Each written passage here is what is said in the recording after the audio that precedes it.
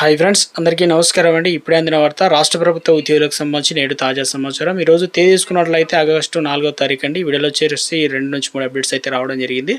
Video skip చేయకుండా పూర్తి information అయితే చూడండి, అర్థమవుతుందన్నమాట, తెలుసుకోవచ్చు.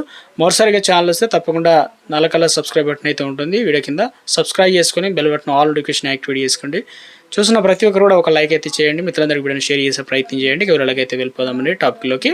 మరో అప్డేట్ అయితే రావడం జరిగిందండి. మొట్టమొదటిగా ఇందులో వచ్చేసి టీచర్లకు సంబంధించి టెట్ తప్పనిసరి అని చెప్పేసి కేంద్రం మరోసారి స్పష్టం చేయడం జరిగింది కదా. అయితే టెట్ అర్హత సాధించేందుకు 2028 ఆగస్టు 31 వరకు అయితే గడువు ఉందని చెప్పేసి పార్లమెంట్లో తెలియడం జరిగింది. టీచర్ల టెట్ తప్పనిసరి 2025-26 సెప్టెంబర్ 1న సుప్రీంకోర్టు ఇచ్చింది కాబట్టి 2027 ఆగస్టు 31 గడువు విధించిందని. అయితే టెట్ రివ్యూ పిటిషన్ విచారించిన సుప్రీంకోర్టు ఈ గడువు 2028 ఆగస్టు 31 వరకు కూడా పొడిగించినట్లు కేంద్ర విద్యాశాఖ మంత్రి ప్రహ్లాద్ జోషి అయితే వెల్లడించడం అయితే జరిగింది. ఇప్పుడు అన్ని రాష్ట్రాల్లో అయితే నిర్వహిస్తున్నారు కాబట్టి నార్మల్గా అందరికీ ఒకసారి అయితే టీచర్ టెట్ సంబంధించి 2 సార్లు అయితే నిర్వహిస్తున్నారు కదా. మరో అప్డేట్ అయితే వచ్చిందండి. ఇక్కడ వచ్చేసి విధి నిర్వహణలో ఉండగా రోడ్డు ప్రమాదంలో గురైన మృతి చెందిన ఏఆర్ కానిస్టేబుల్ వి చరణ్ కుమార్ అయితే వచ్చిందనమాట.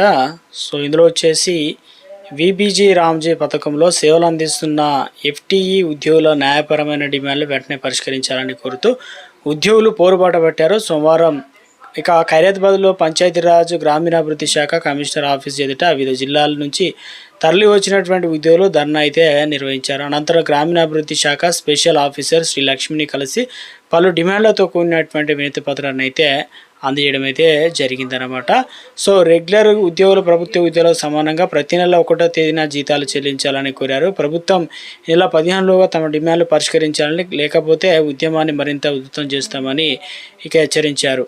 మరో అప్డేట్ అయితే రావడం జరిగిందండి. ఇందులో వచ్చేసి ఆర్టీసీ అదేవిధంగా డ్రైవరు శ్రామిక ఫలితాలు అయితే రిలీజ్ చేయడం జరిగిందనమాట. ఉద్యోగులకు సంబంధించి దాదాపుగా 1743 ఖాళీలు ఉంటే దాంట్లో 1604 మంది ఎంపిక చేయడం జరిగింది. అర్హత లేక ఖాళీగా ఉన్న 139 పోస్టుల నుంచి 7 నుంచి ఆన్లైన్లో అటెస్టేషన్ లింకులు అయితే ఉన్నాయి. పత్రాల సమర్పణ 17 వరకు అయితే గడువు అయితే ఇవ్వడం జరిగిందనమాట. రిజల్ట్ అనేది ఇవ్వడం అయితే జరిగిందనమాట. ఇందులో భాగంగా భర్తీకి సంబంధించి వీరంతా కూడా ముఖ్యంగా ఏం చేయాలనేది అంటే అటెస్ట్ లింక్ బోర్డు వెబ్సైట్ పత్రాలు ఆగస్టు 7వ తేదీన ఉదయం 8 గంటల నుంచి 11 గంటల వరకు తేదీ వరకు అందుబాటులో ఉంటుంది కాబట్టి నింపిన అటెస్టేషన్ ఫామ్ ప్రింట్ అవుట్ 3 సెట్లు తీసి నిర్వహించిన అదే ప్రదేశాల్లో అభ్యర్థి సంతకం చేయాలన్నమాట. పాస్పోర్ట్లు సైజ్ ఫోటోలు అంటించి గెజిటెడ్ అధికారుల ధృవీకరణ పొందాలి. ఈ 3 సెట్లపై అటెస్టేషన్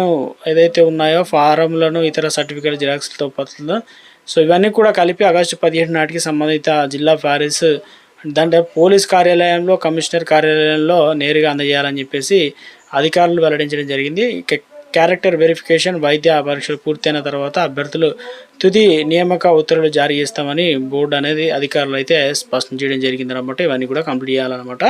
మరో అప్డేట్ ఇచ్చారు. ఇందులో వచ్చేసి అవుట్సోర్సింగ్ ఉద్యోగాల భర్తీలో పెద్ద ఎత్తున అక్రమాలు జరుగుతున్నాయి. కొంతమంది ఏజెన్సీల ముసుగులో ఈ ఉద్యోగాలు ధర నిర్ణయించి మరీ అమ్మేస్తున్నారంటూ ఇటీవల అవుట్సోర్సింగ్ ద్వారా దాదాపు 1000 లష్కర్ పోస్టులను భర్తీ చేశారు. ఈ పోస్టులను అమ్మకానికి పెట్టారని ఆరోపణలు కూడా వస్తున్నాయి. ఈ విషయంలో మర్చిపోకముందే తాజాగా నల్గొండ జిల్లాకు సంబంధించి మహాత్మా గాంధీ యూనివర్సిటీలో 124 అవుట్సోర్సింగ్ ఉద్యోగాలకు ఒక పోస్టుకు 1,50,000 రూపాయల నుంచి 3 లక్షల వరకు అమ్ముకోవడం అవుట్సోర్సింగ్ ఉద్యోగాల్లో చర్చనీయాంశంగా మారిందని చెప్పేసి ఇందులో data entry operator, lab assistant, attender ఖాళీలను ఉద్యోగాలను ఎంపిక చేశారు. ఈ వ్యవహారంలో డేటా ఎంట్రీ ఆపరేటర్లో ఒక పోస్టుకు 2 లక్షల నుంచి 3 లక్షల వరకు, ల్యాబ్ అసిస్టెంట్ పోస్టుకు వచ్చేసి 2 లక్షల నుంచి 2,50,000 వరకు, అదేవిధంగా అటెండర్ పోస్టులు 1 లక్ష నుంచి 2 లక్షల మధ్య వసూలు చేసినట్లు ఆరోపణలు అయితే ఉన్నాయి. ఇదే తరహాలో నీటిపారుదల శాఖ అవసరాల కోసం కూడా 1000 మంది లష్కర్ ఉద్యోగుల నుంచి కూడా కొంత మొత్తంలో భారీ డబ్బును వసూలు చేసినట్లు ఉద్యోగ సంఘ నేతలు కూడా చెబుతున్నారు. ఒక్కో పోస్టుకు 50,000 రూపాయల నుంచి 1,50,000 వరకు వసూలు చేశారన్న ఆరోపణలు అయితే ఉన్నాయి. ఈ తరుణంలో నిరుద్యోగుల నుంచి ఉద్యోగాల పేరుతో వసూలు పాల్పడిన వారిపై చట్టపరమైన చర్యలు తీసుకోవాలని అవుట్సోర్సింగ్ ఉద్యోగుల ఐక్యస చైర్మన్ పులి లక్ష్మయ్య ప్రభుత్వాన్ని అయితే డిమాండ్ చేయడం జరిగిందనమాట. మరో ఆర్టికల్ ఇచ్చారు. ఇందులో వచ్చేసి జోగిన్లకు త్వరలో ఉద్యోగాలు ఇస్తామనే విధంగా చెప్పారనమాట. ఇందుకు సంబంధించి మంత్రి పొన్నం ప్రభాకర్ కీలక వ్యాఖ్యలు చేశారు. ఇక దేశవ్యాప్తంగా ఉన్న కేంద్ర ప్రభుత్వ ఉద్యోగులు పెన్షన్లకు ఇవాళ ఒక శుభార్త అయితే వినిపించిందనమాట డిఏ పెంపు పైన. సో ఎందుకంటే కరువు భత్యం డిఏ హైక్ క్లారిటీ వచ్చింది. దేశంలో పెరుగుతున్న ద్రవ్యోల్బణం ఎదుర్కొనేందుకు వీలుగా ఈసారి కేంద్రం 3% డిఏ పెరిగే అవకాశం ఉందని ఆర్థిక శాఖ గణాంకాలు అయితే స్పష్టం చేయడం జరిగిందనమాట. దీంతో లక్షలాది మంది జీవితాల్లో ఇక జీతాలు ఏదైతే ఉన్నాయో పెరగనున్నాయి. ఇక ప్రస్తుతం అందుతున్న సమాచారం ప్రకారం జూలై 1 నుంచి డిఏ పెంపు అమల్లోకి రానున్నట్లు అప్డేట్ అయితే రావడం